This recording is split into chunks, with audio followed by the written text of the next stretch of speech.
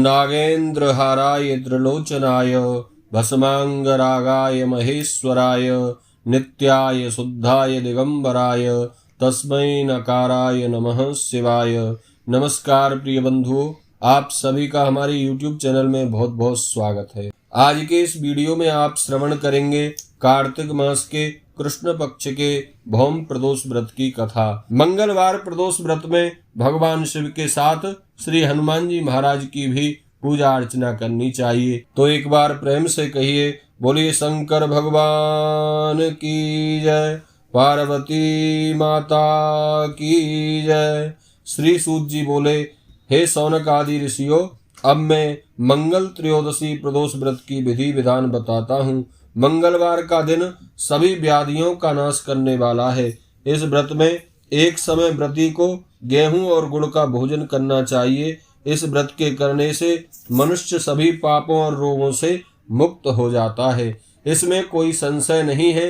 अब मैं आपको एक बुढ़िया माँ की कथा सुनाता हूँ जिसने यह व्रत किया और मोक्ष को प्राप्त किया। श्री सूत जी कहते हैं, हे ऋषियों, अत्यंत प्राचीन काल की घटना है। एक नगर में एक बुढ़िया माँ रहती थी। उनके यहाँ मंगलिया नाम का एक पुत्र था। वृद्धा माँ जो है हनुमान जी की बड़ी भक्त थी। वह प्रत्येक मंगलवार को हनुमान जी का व्रत रखकर यथाविधि उनका भोग लगाती थी। उसके अलावा मंगलवार को ना तो वह घर को लीपती थी और ना ही मिट्टी खोदती थी।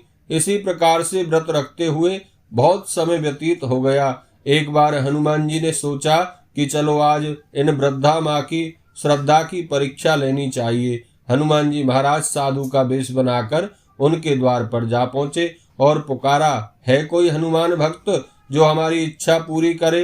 वृद्धा ने यह पुकार सुनी तो बाहर आई और पूछा कि महाराज क्या आज्ञा है। साधु वेशधारी हनुमान जी बोले कि मैं बहुत भूखा हूँ और भोजन करूँगा, थोड़ी जमीन आप लीप दें। वृद्धा बड़ी दुविधा में पड़ गई। अंत में हाथ जोड़कर प्रार्थना की, हे महाराज, लीपने और मिट्टी खोदने के अतिरिक्त कोई और काम कहो तो आप कहें। साधु वेशधारी हनुमान जी ने 3 बार परीक्षा करने के लिए उनसे वचन भरवा लिया और फिर बोले, तुम एक काम करो, अपने बेटे को बुलाओ, मैं उसे औंधा लिटाकर उसकी पीठ पर आग जलाकर भोजन बनाऊंगा।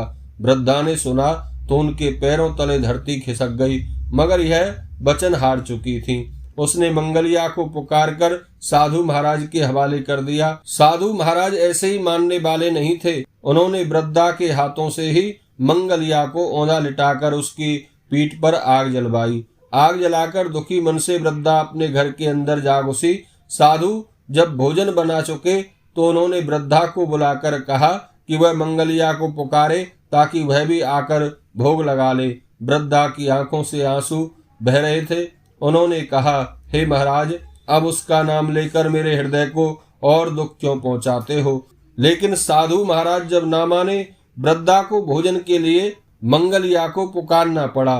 पुकारने की देर थी कि मंगलिया बाहर से हंसता हुआ घर में दौड़ा आया। मंगलिया को जीता जागता देखकर वृद्धा को सुखद आश्चर्य हुआ।